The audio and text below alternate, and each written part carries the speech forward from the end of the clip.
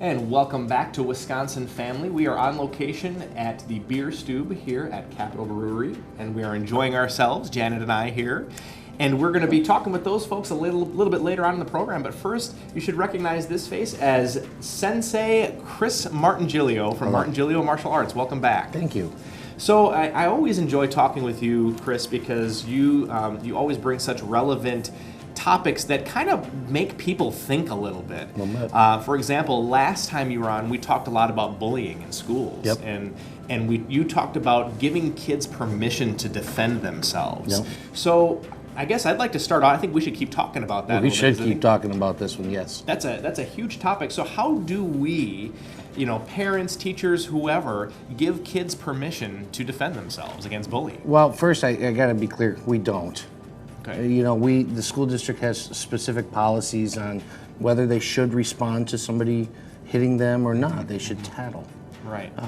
But as we get to be adults, we definitely flip that again. So it's conflicting. Right. The kids really don't know what to do. Right. And they have a hard time identifying bullying. Something that's happened for them for a solid year just becomes normal. Right. And so we start with just the physical. That's easy to identify. If somebody grabs you, well then they're touching you in a way you didn't want to be grabbed. That's easy, I can identify that. But bullying comes in so many different forms. How do we start at 4 years old and actually explain this to them? The answer is we can't. So we start with, if I touch you, well, you can do your movement. Right. And you have permission to do it. Right. And we start with non-violent attacks, and we work our way up. And this is really smart for us because it does desensitize them a bit to the fact that somebody's going to touch them. Right. Whether it's just a hand on the arm and they didn't want it there, right, or it's a shove, doesn't matter. Right. Or just even invading their space. Invading their space. Sure. Yeah, So teaching it in your school, what are the stages or the steps? Well, I start with I get 4-year-old kids, and I actually sit in a chair, and I have the kids come right up to me, and we sit there and we just play games. I grab them, they move. I grab them, they move. I grab them up here, they move in a different way. So they get to the point where it's just conditioned response. Yeah. And they smile at me the entire time it's happening. It's a game. And so for them now, when the violence does, some kid pushes them in the hallway when they're 6, 7, they've done this for a while, they smile at them like, oh, you want to play a game? Yeah. Well, that's different than oh, man, I got pushed today.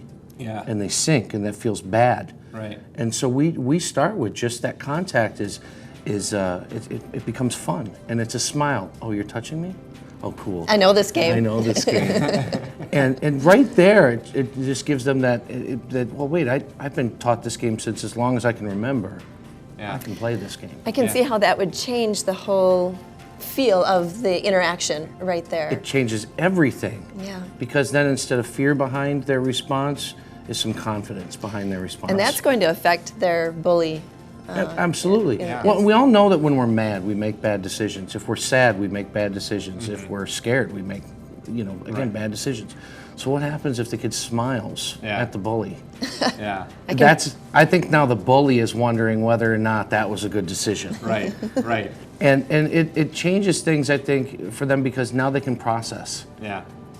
So the first part is, I don't want them to touch me. Yeah. So they do the movement to stop that. The next question is, do I need to hurt them? Yeah. There's more to this. Do I have to kick them? Do I have to do something that's going to complete this, or do I just remove the hand? Right. And now they start to know, well, what's the difference? Well, if that kid's yelling at me, if that kid's trying to hurt me, well, then a kick follows. Right. And then we start doing that in the classroom. Right. So that now they know the difference.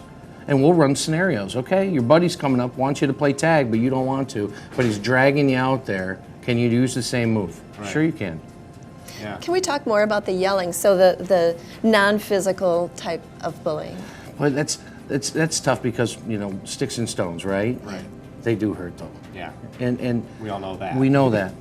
And part of that comes with the confidence that, well, you know what? I'm just not going to hang out with you anymore. I can stop being here with you, right? I have had to tell kids you have permission to leave and go hang out with somebody else. Right. But so many of them just take it and take it and take it and take it.